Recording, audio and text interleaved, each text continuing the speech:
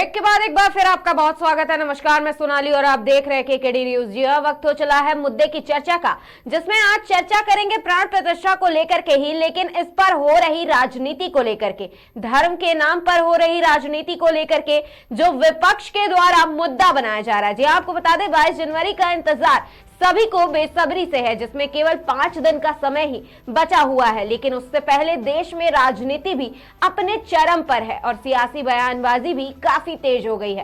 विपक्ष कभी प्राण प्रतिष्ठा कार्यक्रम को बीजेपी का कार्यक्रम बता रही है, तो कभी ड्रामा और धर्म के नाम पर राजनीति बता रही है। इस बीच अयोध्या में राम मंदिर के प्राण प्रतिष्ठा समारोह से जुड़ी एक और बड़ी खबर सामने आई है। जी हां, आपको यह भी बता दें कि हाई कोर्ट में प्राण प्रतिष्ठा कार्यक्रम पर रोक लगाए जाने की मांग को लेकर के जनहित याचिका दाखिल की गई है। इलाहाबाद हाई कोर्ट में याचिका दाखिल कर पीएम नरेंद्र मोदी के हाथों प्राण प्रतिष्ठा पर रोक की मांग की गई है। याचिका में शंकराचार्य की आपत्तियों का हवाला देते हुए इसे सनातन परंपरा के खिलाफ बताया गया है।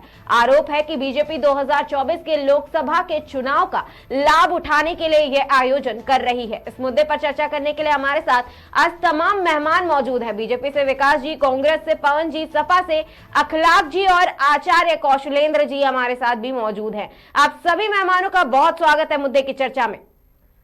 हमारा सबसे पहला सवाल विकास जी आपसे ही है, क्योंकि कहीं ना कहीं ये मुद्दा सबसे ज्यादा बीजेपी से जुड़ा हुआ है।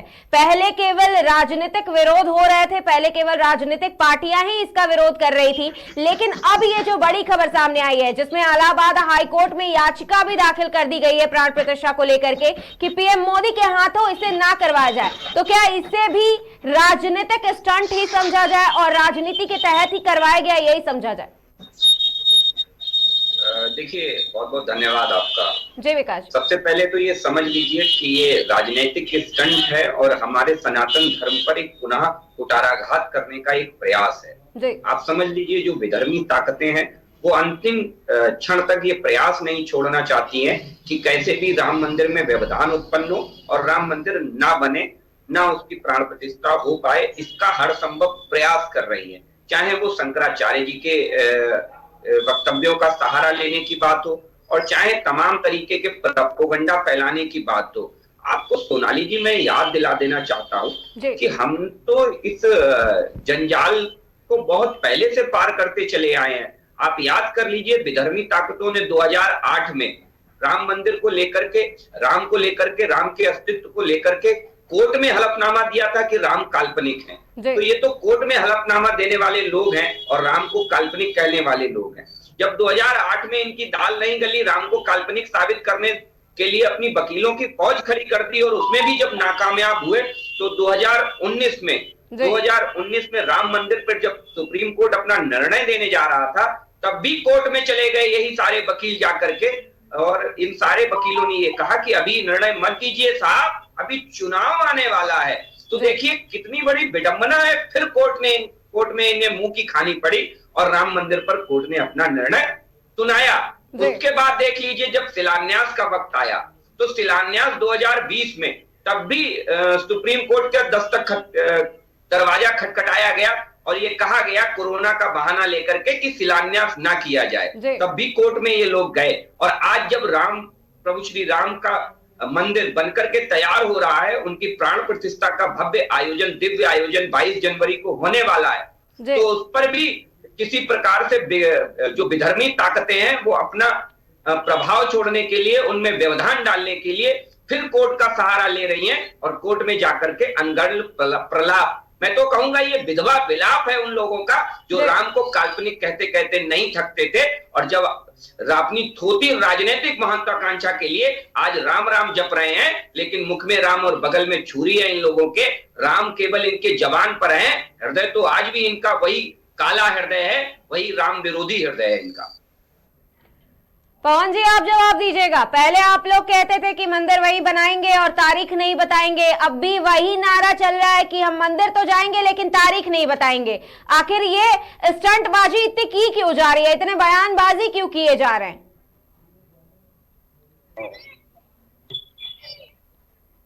जी पवन जी। मेरा मानना है कि आप जो भी मैं कह रहा हूँ, मतलब पहले भी इस भारत देश में पहले भी कई मंदिरों की प्राण प्रतिष्ठा हुई थी, लेकिन पहले इसको राजनीति मुद्दा नहीं बनाते थे, राजनीति फायदे के लिए नहीं करते थे। भारत के पहले प्रधानमंत्री नरेंद्र जी मोदी हैं, जो भगवान राम से राजनीतिक फायदा लेना चाहते हैं। आदि शंकराचार्य जी का मैंने वक्तव्य सुना था, उन्होंने कहा था किस मंदिर में जाएं, किसकी प्राण प्रतिष्ठा? अरे जब भगवान का मंदिर पूरा निर्माण नहीं हुआ तो प्राण प्रतिष्ठा कैसी? और हमारे तो धर्म जो ग्रंथ है उसमें लिखा हुआ, जब तक मंदिर पूर्णता नहीं बन जाता तब तक उसकी प्राण प्रतिष्ठा नहीं कर सकते। इसका जवाब हम तुरंत ले लेते हैं, इसका जवाब भी हम तुरंत ले लेते हैं। पवन जी, चारों शंकराचार्य इग्नोर करके जो प्राण प्रतिष्ठा कर रहे हैं, जो धर्म के खिलाफ लोग हैं और हिंदू धर्म के खिलाफ लोग हैं, हिंदू धर्म को नष्ट करना चाहते हैं। यही इनके उद्देश्य है। आचार्य जी से इसका जवाब ले लेते हैं। आचार्य जी भी हमारे साथ मौजूद है, हम इसका जवाब ले लेते हैं उन्हीं से। कौशलेंद्र जी, आप बताइएगा, क्या वाकई में यही सत्यता है? देखिए मैडम सोनाली जी, शंकराचार्यों जी का एक अपना सम्मान है, इस जगत से जुड़ा हुआ है जी। लेकिन इस देश का जो पूरा माहौल है जी, इस समय शंकराचार्यों जी के पास और भी मुद्दे हो सकते थे जी।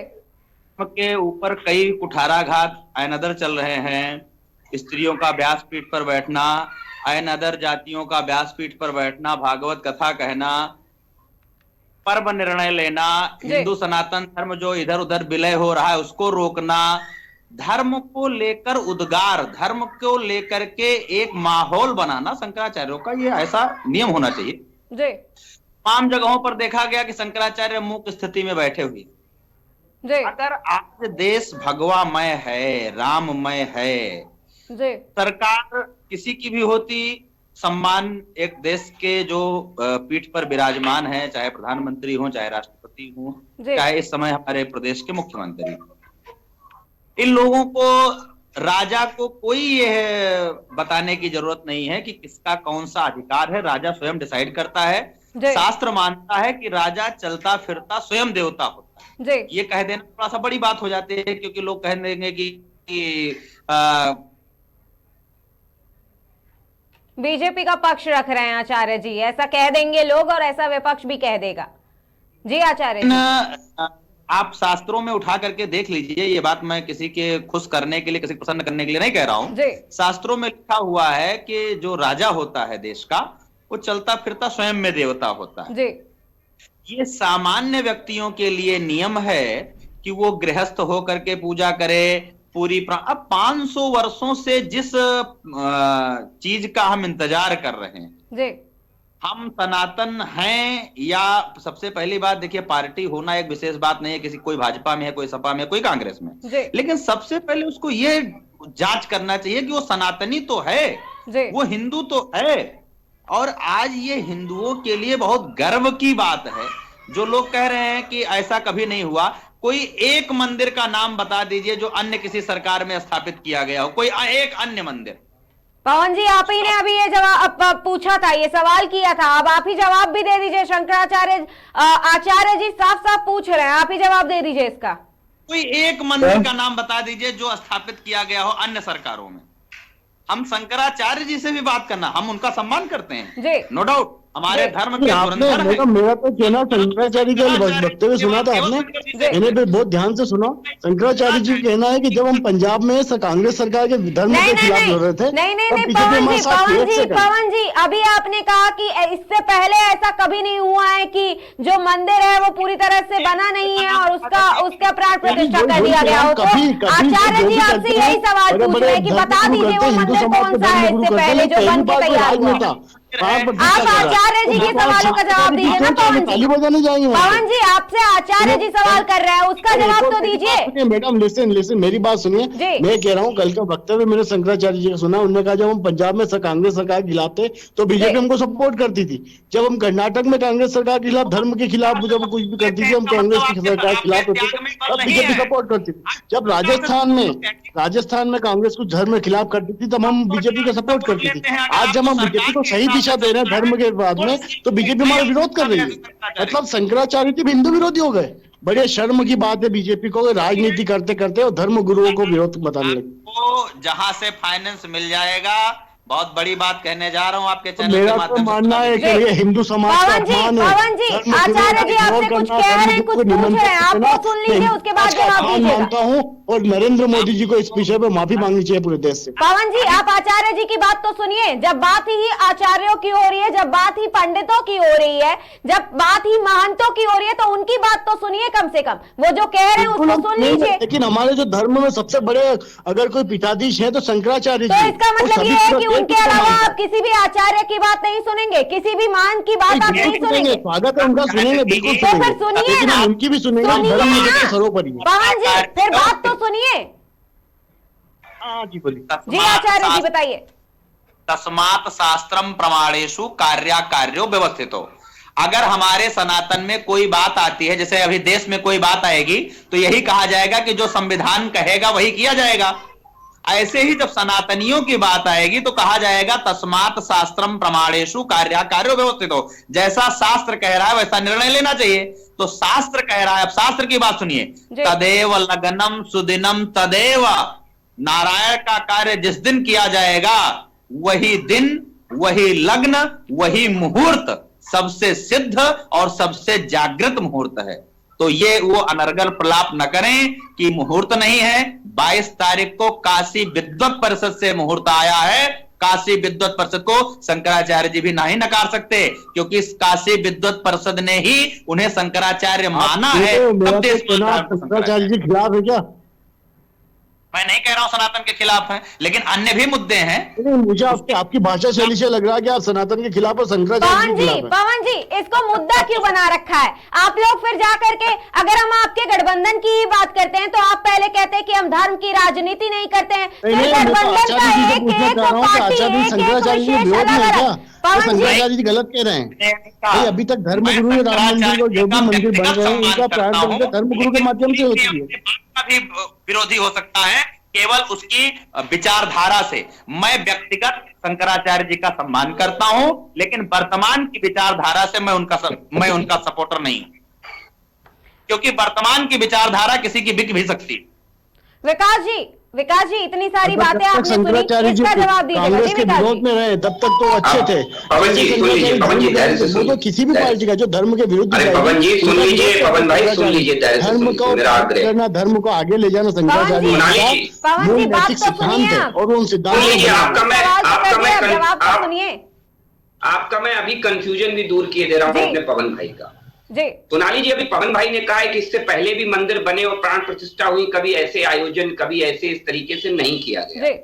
बिल्कुल ठीक बात है, हो सकता है थोड़ी देर के लिए ये कांग्रेस के चश्मे से देख रहे हैं, इसलिए इन्हें लग रहा है कि ऐसे आयोजन नहीं हुए और ना होते रहे। क्योंकि इस देश में आपको बता दूं एक बहुत पुरानी घटना है, जो इतिहास में दर्ज घटना है, सोमनाथ मंदिर के शिलान्यास को लेकर, उसके उद्घाटन को लेकर, जो इतिहास में दर्ज घटना है। सोनाली जी, आपको जान करके हैरत होगी कि राष्ट्रपति राजेंद्र प्रसाद जी सोमनाथ मंदिर जानते हैं प्राण प्रतिष्ठा उद्घाटन समारोह में क्यों गए थे?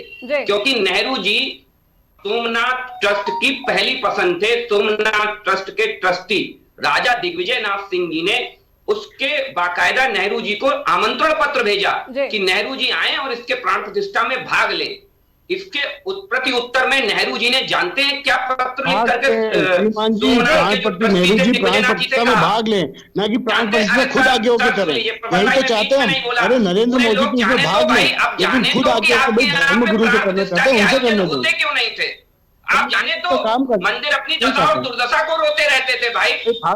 देश लेगा पूरी राम मंदिर कांग्रेस वाले जाएंगे, ये सच ना तब दिया जाए। पवन जी आप पूरा जवाब तो सुन लीजिए, अब कम से कम जवाब सुन लीजिए, उसके बाद फिर सवाल करिएगा। नेहरू जी ने बाकायदा पत्र लिख करके जो जवाब दिया, उस पत्र का लबोलबाब है कि नेहरू जी ने कहा कि मैं इस हिंदू पुनरुत्थान के आयोजनों से बहुत परेशान हूं। ये भाषा थी उस पत्र की, जो बाकायदा आज भी कोटेड है रिकॉर्ड में। नेहरू जी ने यह कहा कि मैं इस हिंदू पुनरुत्थान से बहुत परेशान हूं। मेरे कुछ मंत्री, कुछ विधायक, कुछ सांसद, यहां तक कि राष्ट्रपति इसमें शामिल हैं। ये बहुत कष्ट का विषय है मेरे लिए, क्योंकि मैं इन सारे विषयों में विश्वास नहीं रखता हूं। मुझे इन सारे विषयों में कोई विश्वास नहीं है। ये नेहरू जी की भाषा थी तब, जबकि सोमनाथ मंदिर की प्राण प्रतिष्ठा का पहला आमंत्रण नेहरू जी को मिला। तो ये नेहरूवादी कांग्रेस के लोगों की नजर में तो मंदिरों की प्राण प्रतिष्ठा कोई विषय ही नहीं है, क्योंकि ये तो मानते ही है कि भगवान काल्पनिक है, तो इनके लिए तो कोई विषय ही नहीं है। उसके बाद जब नेहरू की इच्छा के विपरीत जब राजेंद्र प्रसाद जी उस आयोजन में शामिल हुए तो इतनी बड़ी कीमत उस राष्ट्रपति को चुकानी पड़ी, उस महात्मा को चुकानी पड़ी कि उसे अपने राष्ट्रपति पद का समय समाप्ति के बाद, कार्यकाल समाप्ति के बाद एक अदद दिल्ली के अंदर बंगला नसीब नहीं हुआ। वो अंतिम सांसें गिन गए, कोई कांग्रेसी उनके पास पहुंचा नहीं। यह है नेहरू की कांग्रेस का सच जो पूरे देश के सामने आना चाहिए। यह है नेहरू की कांग्रेस की विचारधारा हिंदू धर्म के प्रति, सनातन धर्म के प्रति। तो इनका ये कहना जायज सी बात है कि मंदिरों में प्राण प्रतिष्ठा कभी ऐसी नहीं हुई, हो भी नहीं सकती थी। जब तक इनका शासनकाल रहा तब तक हो भी नहीं सकती थी, क्योंकि ये तो वो लोग हैं जो इमामों को सैलरी बांटेंगे भाई।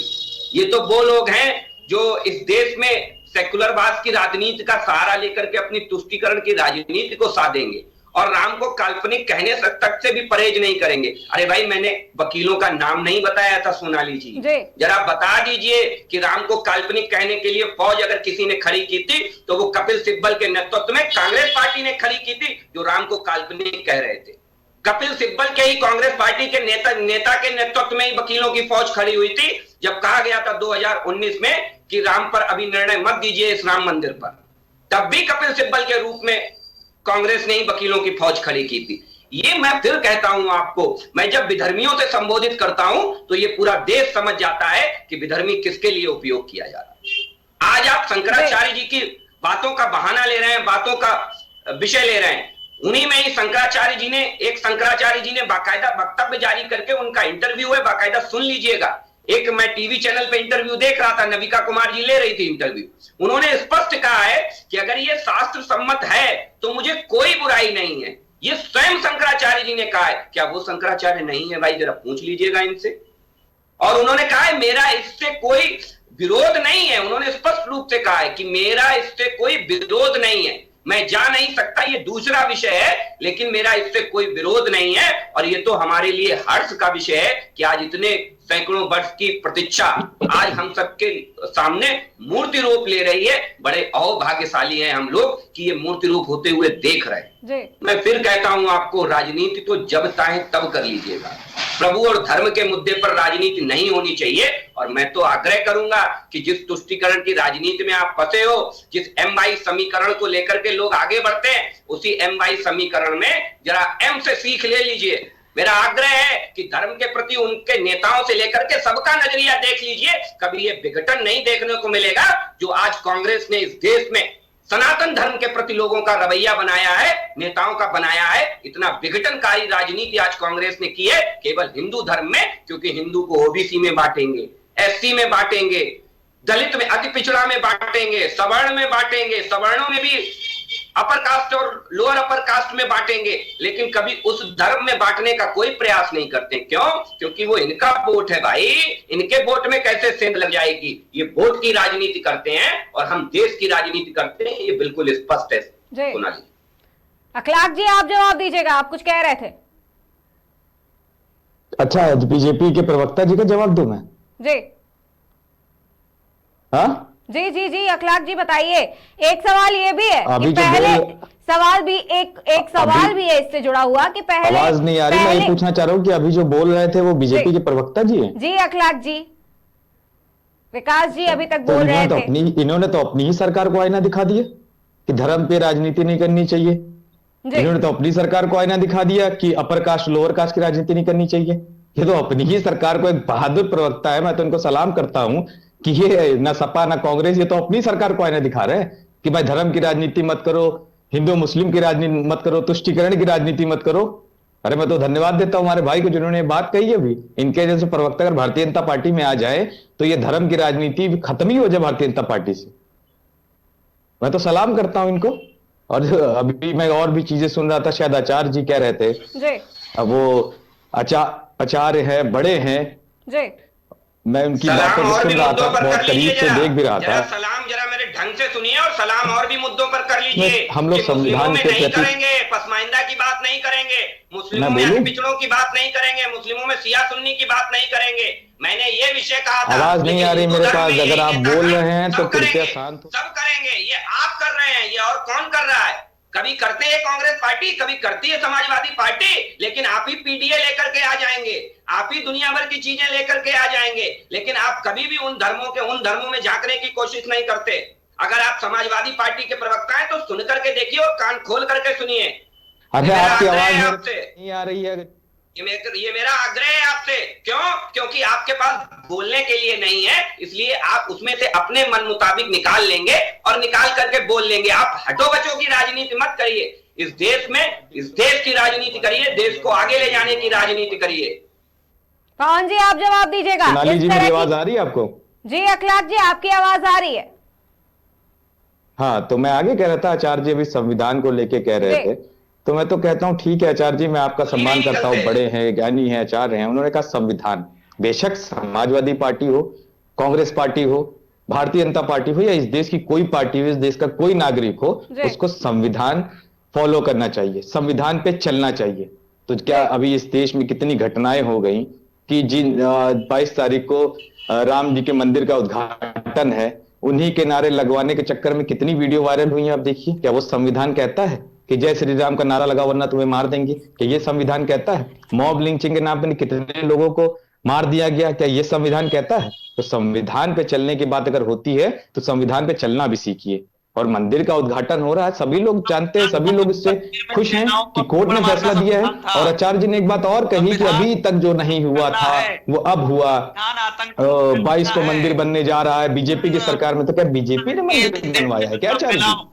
आप तो इतने बड़े आचार्य हैं, मैं तो समझता हूं कि आप इस तरह की बातें नहीं करेंगे। क्या माननीय उच्च न्यायालय का फैसला नहीं था कि मंदिर वहां पे बने? क्या भारतीय आप ही लोग दो तरह की बातें कर रहे हैं अखलाक जी। कभी आप लोग कह रहे हैं कि बीजेपी ये कार्यक्रम करवा रही है, बीजेपी का निजी कार्यक्रम है ये, फिर कभी कह रहे हैं बीजेपी ने नहीं बनवाया है, ये तो कानून करवा रही है। अरे सोनाली जी सुनिएगा जरा, आप क्या मानती मंदिर किसने बनवाया है? आप हमसे सवाल क्यों करने लगते हैं? विकास जी ने अभी आपसे जो कहा, अखलाक जी अभी आपको आवाज नहीं आ रही थी। विकास जी आपसे जो कह रहे थे अभी आपको आवाज नहीं आ रही थी। अखलाक जी आपने उसका जवाब नहीं दिया जो विकास जी आपसे पूछ रहे थे। मैंने कब कहा मंदिर बीजेपी ने? आपने अभी उसका जवाब नहीं दिया जो अखलाक जी आपसे विकास जी जो पूछ रहे थे, आपने उसका जवाब नहीं दिया। अपना इवेंट बना रही है, ये कहा मैंने। किस तरह के सवाल आप पूछती हैं अखलाक जी? आपने उस चीज का जवाब नहीं दिया जो विकास जी ने आपसे पूछा, आपको वो नहीं सुनाई दिया। मैंने आपसे बोला ना, मैंने तो कहा भारतीय जनता पार्टी मंदिर का इवेंट बना रही है, अपना निजी कार्यक्रम बना रही है, और मंदिर भारतीय जनता पार्टी ने बनाई है। तो जो इवेंट बना रहा है 22 तारीख को, उस पर आप क्या कहेंगे कि आम आदमी पार्टी अलग से जाकर के महाआरती करवा रही है? सही बात का जवाब, काली मंदिर में जाकर के ममता बनर्जी पूजा कराएंगी? नहीं, पहले इसका जवाब कौन देगा? इसको धर्म पर राजनीति नहीं कहते हैं अखलाक जी, इसको धर्म पर राजनीति नहीं कहते हैं। जी विकास जी बताइएगा, इसको करना बंद कर दीजिए। जी विकास जी बताइए, एक तरफा सपोर्ट करना बंद कर दीजिए। सुन लीजिए, मैं जवाब दिए दे रहा हूं अखलाक जी, अगर हिम्मत है तो धैर्य के साथ नहीं, हिम्मत है, बहुत हिम्मत है समाजवादियों के अंदर। समाजवादियों की हिम्मत को कभी दाद देने का काम मत करिएगा। समाजवादी की हिम्मत कभी मत उकसाइएगा, ना देखिएगा। देश के प्रति, देश के सम्मान के प्रति बहुत हिम्मत रखते हैं समाजवादी के लोग। मैंने कई बार कहा कि भारतीय जनता पार्टी जो उद्घाटन हो रही है, जो उद्घाटन कर रही मंदिर को, उसका अपना निजी कार्यक्रम बना रही है। और मंदिर जो बना उच्च न्यायालय के फैसले से बना, 135 करोड़ की देश की आबादी ने उसका स्वागत किया। आप कह रही हैं कभी आप कुछ करते, कभी आप कुछ करते। आप पूछिए दूसरा सवाल आपको जो पूछना है। इफ्तार पार्टी नहीं हो रही है ना, कब्रिस्तानों की 1200 करोड़ रुपए अखिलेश यादव बाउंड्री बाल बनाने पे खर्च कर देते हैं। वो धार्मिक आयोजन नहीं, क्या बनाने पे खर्च कर देते हैं? क्या बनाने पे? वो धर्म पे पैसा खर्च नहीं हो रहा है। बात करिए निष्पक्षता के साथ। क्या एक सेकंड जरा फिर से सवाल रिपीट करिए। आवाज की वजह से मुझे आवाज नहीं आ रही है आपकी, तो जरा कायदे से बात करिए और आराम से बोलिए सर, क्योंकि हम बदतमीजी और इस तरीके की घर से पैदा और औकात और ये चीजें पे बात नहीं करते हैं। जिस संविधान की खूबसूरती की बात कर रही थी, तो उस संविधान की खूबसूरती और लहजे में बात करिए कि जो संविधान हक देता है। आप राम मंदिर की बात करते हैं, राम जी की बात करते हैं, क्या राम जी का ये आचरण था कि अपने विरोधियों से भी इस तरीके की बात करते हैं जिस तरीके से आप लोग करते हैं? अभी आपको संविधान क्या जिसका जो बलिदान सिखाया गया है, हम लोग ने पढ़ा है राम जी को, हम लोग भी किताबों में पढ़े, हर चीज देखा, अपने बुजुर्गों से जाना है, तो क्या ये जाना है कि ये भाषा शैली रहेगी जिस भाषा में आप बात करते हैं? यही तो दोहरी नीति। अब आराम से बात करिए, अब आराम से पूछिए कि घर से पैदा करना क्या लाते हैं, घर से पैदा करना क्या होता है? आप बताएंगे क्या 1200 करोड़ रुपए अखिलेश यादव ने अपने पंचवर्षीय योजना में कब्रिस्तानों की बाउंड्री पर खर्च किए या नहीं किए? सरकार आपकी है, सरकार आपकी है, सरकार आपकी है। किस संविधान के दायरे में उन्होंने ये पैसा खर्च किया? सरकार आपकी है, दायरे में रहकर के ये पैसा खर्च किया? सरकार आपकी है कि नहीं, ये बताइए। अभी आप संविधान की बहुत दुहाई दे रहे थे, सरकार आपकी है कि नहीं? मेरी आवाज आपको आ रही है? आर्टिकल के तहत ये 1200 करोड़ सरकार आपकी है कि नहीं, जवाब देंगे। इफ्तार पार्टियों पे पैसा खर्च होगा, सरकार आपकी है कि नहीं, जवाब देंगे। लेकिन क्या कभी नवरात्रि पर, मेरी आवाज नहीं जा रही है क्या? मैं डिबेट से हट जाऊं? दुर्गा पूजा पर पैसा खर्च किया अखिलेश यादव जी ने? नहीं किया, नहीं किया अखिलेश यादव जी ने कभी। अखिलेश जी, आपकी आवाज प्रॉपर आ रही है और आपने जब सवाल पूछा, आप डायरेक्ट पॉइंट आउट कर देते हैं, लेकिन जब आपने सवाल पूछा तो आपको जवाब भी सुनना पड़ेगा।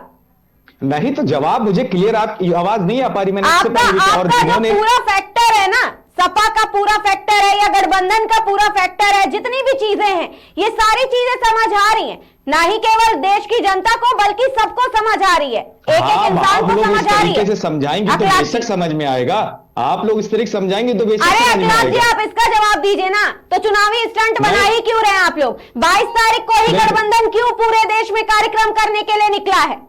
आप लोग भारत जोड़ो यात्रा को कहते हैं कि ये न्याय की यात्रा है। हम कार्यक्रम करेंगे, नहीं आपसे हम इजाजत लेके कार्यक्रम करेंगे, कहीं करना होगा। हम क्या धर्म की राजनीति पे राजनीति करते हैं क्या? धर्म पर राजनीति कौन कर रहा है? धर्म पर राजनीति कौन कर रहा है? ये तो आप ही लोग कर रहे हैं ना, आप ही लोग कर रहे हैं ना। भारतीय जनता पार्टी नहीं कर रही, आपको नहीं दिख रहा है? ये क्या मीडिया कर रही है? आप लोग बयानबाजी नहीं कर रहे मीडिया के सामने आकर के? एक एक करके आप लोग बयान दे रहे हैं, आप लोग बयान नहीं दे रहे हैं क्या? नहीं तो जब धर्म पे राजनीति नहीं, आपकी यात्रा न्याय यात्रा हो जाएगी। और अगर इतने बड़े प्राण प्रतिष्ठा कार्यक्रम को आप कह देंगे कि ये ड्रामेबाजी हो रही है, चुनावी स्टंट हो रहा है, तो इसमें कुछ नहीं कहा जाएगा, इस पर सवाल जवाब आपसे ना किया जाए। अरे तो हम तो कह रहे हैं ये इवेंट भारतीय जनता पार्टी। तो फिर आप भड़क क्यों रहे हैं? आप तो जवाब दीजिए ना अखिलेश जी, आप भड़क क्यों रहे हैं? पूछिए। जब आप लोग शंकराचार्य के ना आने का हवाला देकर के कैसे कह सकते हैं कि आप लोग प्राण प्रतिष्ठा में नहीं आएंगे? साफ साफ कहिए ना कि राजनीति कर रहे हैं। लेटर नहीं दिखा आपको अखिलेश जी का? उन्होंने कहा हम सब परिवार आएंगे।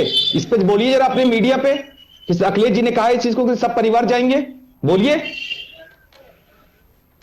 विकास जी जवाब दीजिएगा, आप कह रहे थे ना। जी नहीं, आप जवाब दीजिए इस बात पे। एक मिनट, तो आप डिबेट क्या अपने जवाब देने के लिए रखे हैं कि बाकियों को सवाल जवाब भी देने देंगे? एक तरफ कहेंगे कि हम आप जवाब दीजिए ना, क्या अखिलेश जी ने नहीं कहा? अभी अखिलेश जी डिबेट क्या हम अपने जवाब देने के लिए रखे हैं? अखिलेश जी डिबेट क्या हम अपने जवाब देने के लिए रखे हैं? बाकी प्रवक्ताओं को कह दे कि आप लोग छुट्टी पे जाइए। भारतीय जनता पार्टी की तरफ से सवाल पूछने के लिए बैठी है क्या? अगर डिबेट तो वो होती, मीडिया वो है जो हर चीज को आपकी तरफ से भी सवाल पूछ रहे हैं, आपकी तरफ से भी सवाल पूछ रहे हैं। आप पक्षियों ने एक वो हथकंडा अपना लिया है कि मीडिया जैसे सवाल जवाब करे, आप लोग तुरंत कह दीजिए कि ये मीडिया ऐसे बात करती है, वैसे बात करती है। हमारे लिए संविधान जरूरी है, तो मीडिया के ये भी तो चलाना चाहिए। आपको अखिलेश जी रवैया अपना लिया है आप लोगों ने पॉइंट आउट करने का, ये बताने की जरूरत नहीं है, ये रवैया ही अपना लिया है आप लोगों ने कि आपको हम जवाब ना देने दें तो आप कहेंगे हम जवाब नहीं देंगे। बातें करेंगी, मैं बताता रहा हूँ, आप इस तरह की बातें करेंगी कि जो अच्छी चीजें हैं वो आप नहीं बताएंगी। बस समाजवादी पार्टी के कार्य बहुत अच्छा रहा है, हम बता दे रहे हैं ना, हम गुणगान गा दे रहे हैं। अभी उसके बाद बाकी के प्रवक्ताओं से पूछ ले रहे हैं, समाजवादी पार्टी का कार्यकाल बहुत अच्छा रहा है, समाजवादी पार्टी राजनीति नहीं कर रही है, समाजवादी पार्टी ने राहुल गांधी को नहीं कहा, समाजवादी पार्टी ने कि यूपी में आएंगे तो मजा चखा देंगे, समाजवादी पार्टी ने नहीं कहा अखिलेश जी, हमें भी ढंग से पता है इतनी बातें। विकास जी जवाब दीजिएगा। क्या नहीं कहा? देखिए मेरा एक छोटा सा सवाल है, आदरणीय प्रवक्ता महोदय से जरूर ले लीजिएगा कि मुझे अभी संविधान के ऊपर ज्ञान दे रहे थे और मैंने पूछा, मेरे उस पूरे सवाल को बचा गए। मुझे बता दीजिए 1200 करोड़ नहीं, आपकी सरकार है कि नहीं, इस बात का जवाब दे दीजिए मुझे। आपके एक लाइन में आपके सारे सवाल का जवाब दूंगा जो भी आप आरोप आपने अखिलेश जी पे लगाए। आपकी सरकार है पिछले 6 साल से, मुझे बता दे कृपा करके मेरे नहीं, आप मुझे एक लाइन में आपको जवाब दे दूंगा। मैं आप बीजेपी के साथी में आपसे पूछना चाहता हूँ, आपकी सरकार 6 साल में है कि नहीं उत्तर प्रदेश में? राम भक्तों पर 79 राम भक्तों पर गोलियां चलवाई थी, 79 राम भक्तों पर। ये हम नहीं कह रहे। आज जब राम मंदिर पर फैसला आ गया और राम मंदिर आज बनकर के तैयार हो रहा है, तो क्या किसी भी समाजवादी पार्टी के प्रवक्ता, किसी भी नेता ने माफी मांगी कि जो पूर्व में किया हमने राम भक्तों के साथ वो गलत किया? क्योंकि आज कोर्ट ने भी ये मान लिया कि वो राम मंदिर ही था, ये कोर्ट ने भी मान लिया, उसे स्वीकार कर लिया। तो क्या किसी भी समाजवादी पार्टी या कांग्रेस पार्टी के प्रवक्ता ने माफी मांगी? अरे विकास जी, माफी मांगी थी ना। अभी कहेंगे अखिलेश जी कि हम बोल रहे हैं बीजेपी की तरफ से। स्वामी प्रसाद मौर्य आए तो थे माफी मांगने के लिए, अराजक तत्व बता गए थे। उन्होंने कहा जो किया गया कार सेवकों के साथ वो ठीक किया गया था, वो उस टाइम पे वही उचित था। सुनिए, जो सवाल हो गया मैं जवाब देता हूँ दोनों प्रवक्ताओं को। पहला जवाब ये कि 6 साल से, अरे अब सुनिए या तो मैं डिबेट छोड़ के चला जाऊं भैया। अखिलेश जी आप जवाब दीजिए, विकास जी ने सवाल किया। हाँ तो उसको चुप में शांत करा दीजिए। गठबंधन ने गलत कहा या सही? विकास जी अखिलेश जी जवाब दे रहे हैं। विकास जी जवाब सुन लीजिए फिर बताइएगा। सुनिए, आप सुनिएगा, दोनों प्रवक्ताओं को मेरा जवाब है। पहला उन्होंने ये कहा कि अखिलेश यादव साहब ने, आदरणीय अखिलेश साहब ने 12,000 करोड़ खर्च किए, ये खर्च किए, वो खर्च किए, दुनिया भर के आरोप समाजवादी पार्टी को लगाए। 6 साल से आपकी सरकार है, 6 साल में जांच करा लीजिए। क्यों नहीं करा पा रहे? क्यों केवल ढिढोरा पीटते हैं, ये किया वो किया? जांच कराइए, कोई भी आप चीजें होती है आप कार्रवाई करिए।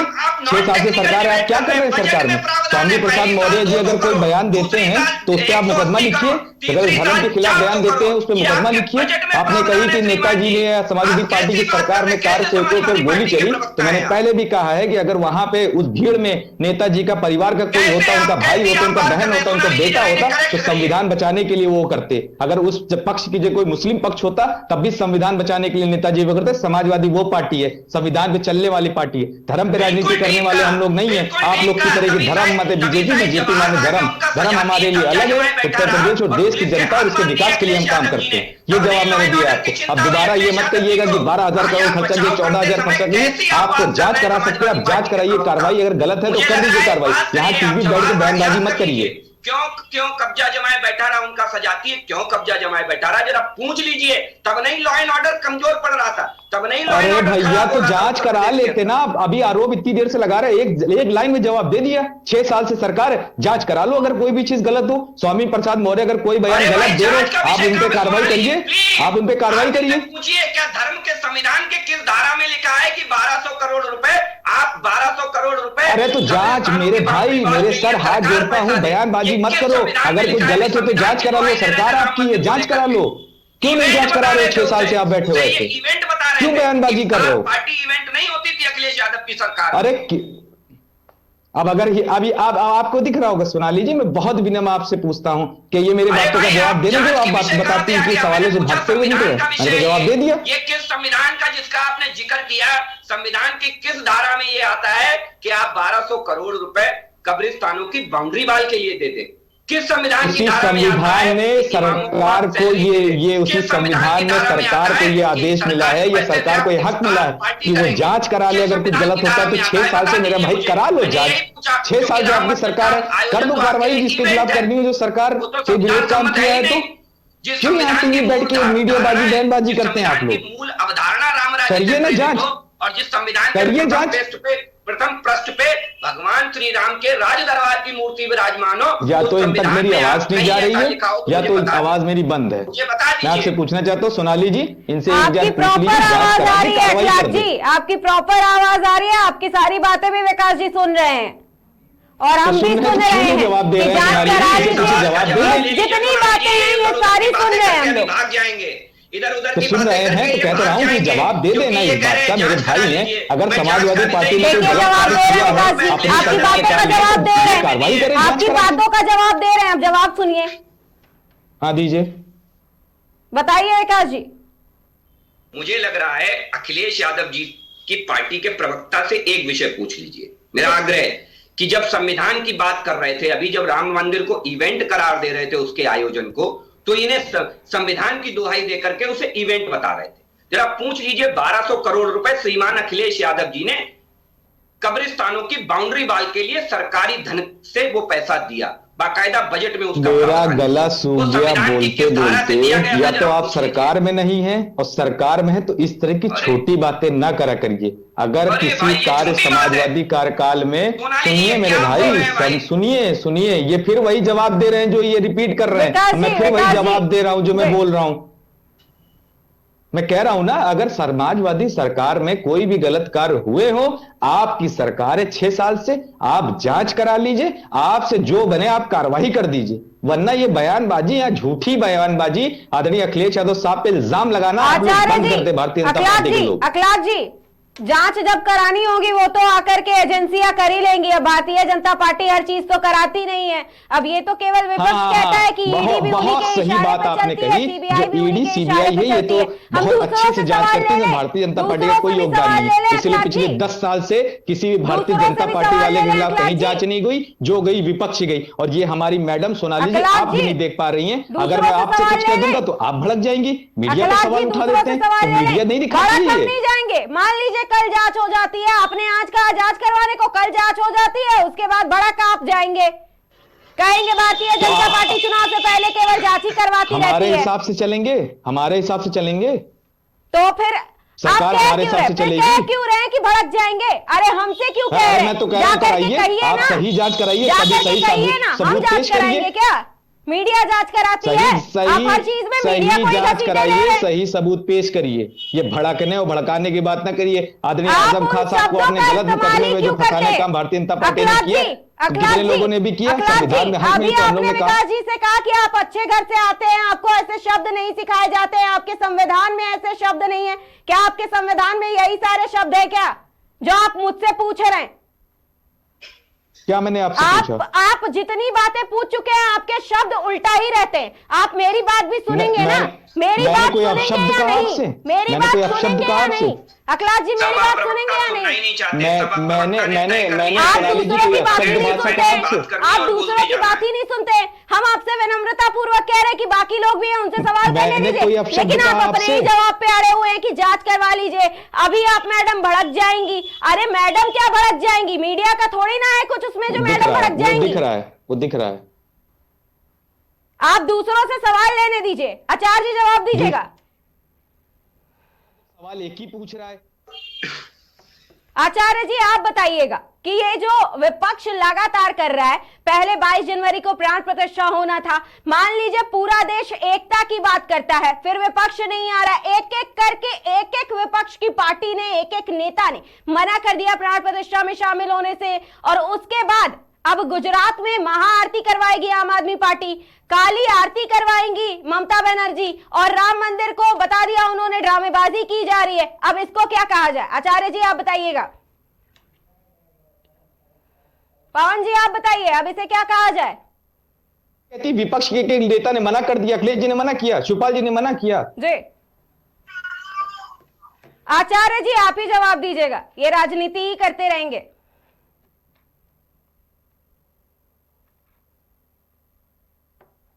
पवन जी आप बताइएगा। खुद गलत चीजें बोल रही हैं।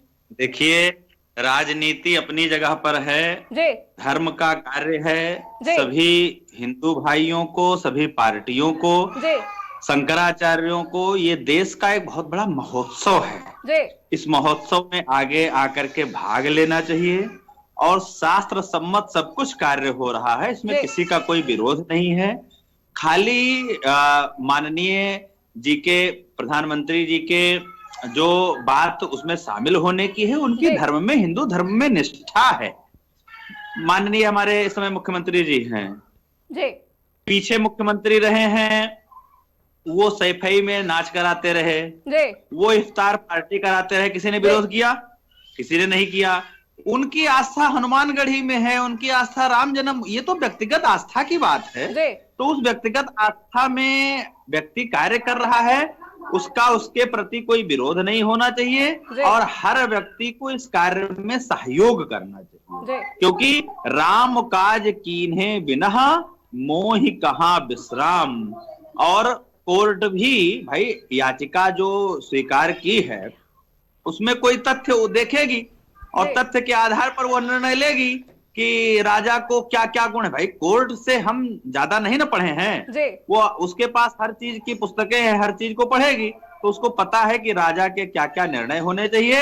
और हमारे अनुसार, हिंदू धर्म के अनुसार, राजा स्वयं में परिपूर्ण होता है, न उसको स्त्री की आवश्यकता है, न उसको पुरुष की आवश्यकता है, न उसको सहयोगियों की आवश्यकता है। और आज की डेट में अगर जब राम जी स्वयं थे तो विश्वामित्र जी दशरथ के पास लेने आए राम जी को कि भैया भेज दो, हम यज्ञ कर रहे हैं, बहुत से निशाचर हमको परेशान कर रहे हैं।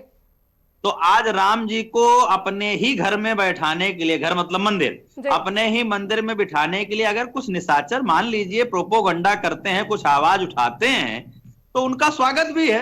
अगर वो रहेंगे नहीं तो पता कैसे चलेगा कि हम कितने संघर्षों के बाद राम जी को यहाँ बैठा पाए हैं। हमारी और आस्था को ये लोग डेवलप कर रहे हैं और हमारे आस्था में और मजबूती ला रहे हैं। और पूरा देश तो भगवामय हो ही गया है।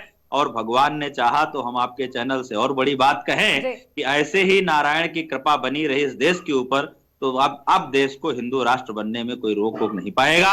ये सब सारी ताकतें जो कहते थे कि हमने ही कार सेवकों, खुलेआम खुले मंच से हमने ही कार सेवकों पर गोलियां चलवाई थी, हमने ही, मुस्लिम सारी बहनें ही हमारी बहनें हैं, हिंदू बेटियों को हम बहन नहीं मानते हैं, उन सबके मुंह पर एक तमाचा तो लग ही रहा है सोनाली जी। इसलिए थोड़ा सा कष्ट तो होगा और इनका कष्ट जायज है, करने दीजिए, सब चलता रहता है, देश है जी।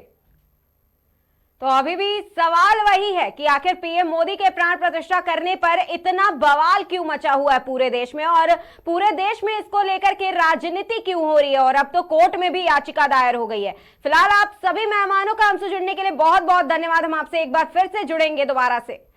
आपको बता दें, इलाहाबाद हाई कोर्ट में याचिका दाखिल कर पीएम नरेंद्र मोदी के हाथों प्राण प्रतिष्ठा पर रोक की मांग की गई है। गाजियाबाद के भोला दास की ओर से ये याचिका दाखिल की गई है और इस जनहित याचिका में कहा गया है कि प्राण प्रतिष्ठा कार्यक्रम पर शंकराचार्यों की आपत्ति है। पौष महीने में कई धार्मिक कार्यक्रम आयोजित नहीं किए जाते हैं। इसके अलावा मंदिर अभी अपूर्ण है। अपूर्ण मंदिर में किसी भी देवी देवता की प्राण प्रतिष्ठा नहीं हो सकती है। इसके अलावा यह भी कहा गया है कि पीएम और सीएम योगी का इस प्राण प्रतिष्ठा कार्यक्रम में शामिल होना संविधान के खिलाफ है। याचिका में कार्यक्रम को केवल चुनावी स्टंट भी कहा गया है। इस जनहित याचिका पर हाईकोर्ट में शुक्रवार को सुनवाई भी होनी है। अब देखना यह है कि कोर्ट में क्या कुछ फैसला लिया जाता है। क्या पीएम मोदी प्राण प्रतिष्ठा करेंगे? क्या 22 जनवरी को प्राण प्रतिष्ठा का कार्यक्रम होगा या फिर नहीं? कोर्ट में क्या फैसला आएगा? ये सारी चीजें अभी देखना बाकी है। फिलहाल के लिए नमस्कार, देखते रहिए केकेडी न्यूज।